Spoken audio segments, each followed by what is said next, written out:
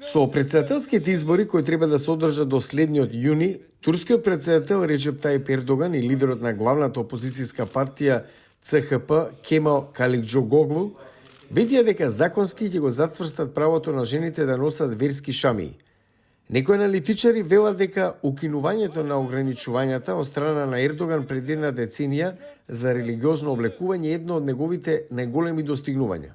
Başörtü meselesi Türkiye'de Прашањето за шамии во Турција беше спроведено со забрана што спречи многу жени да учествуваат во јавната сфера и да добијат образование. Тоа беше во минатото. Овие жени поминаа низ траума. Се уште има некои кои не можат да се вратат на своите професии. Во текот на 90-тите и раните 2000-ти, на студентите кои носеа шами им беше забрането да посетуваат универзитети, да станат адвокати или суди, па дури и членови на парламентот. Цврсто просекуларната ЦХП беше силен застапник на забраната, одржувајќи масовни собери, но сега бара законодавството да гарантира право на носење шамија. I believe that CHP has Верувам дека партијата има багаж поради тие ограничувања, поради тие забрани. Ваков чекор го сметам за многу успешен во смисла на обединување на поголем дел од општеството. Тоа е огромен чекор. Промената на ЦХП се појави под дводецениското владење на Ердоган и една генерација порасна без такви бариери. Конзервативната религиозна средна класа исто така се појави и се наметна во општеството.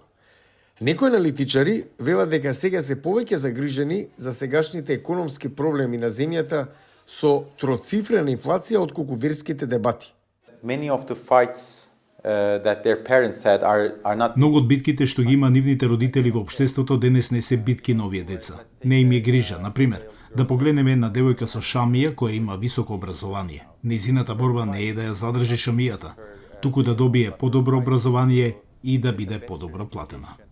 Но Ердоган се обидува да ја прошири дебатата за уставни реформи кои не само што го гарантираат правото на носење шамија, туку и го штитат семејството од како што ги нарекува перверзните трендови, алудирајќи на ЛГБТ движењето.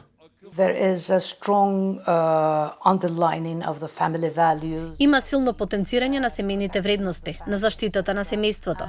Значи се обидува да постави агенда за зацврстување на конзервативните кругови. Веќе се спроведуваат мерки за спречување на некогаш легалните јавни настани на ЛГБТ заедницата во Турција. Протестите против оваа заедница веќе започнаа во време кога партиите се обидуваат да ја наметнат политичката агенда пред гласањето, кое нашироко се предвидува дека ќе биде многу спорно.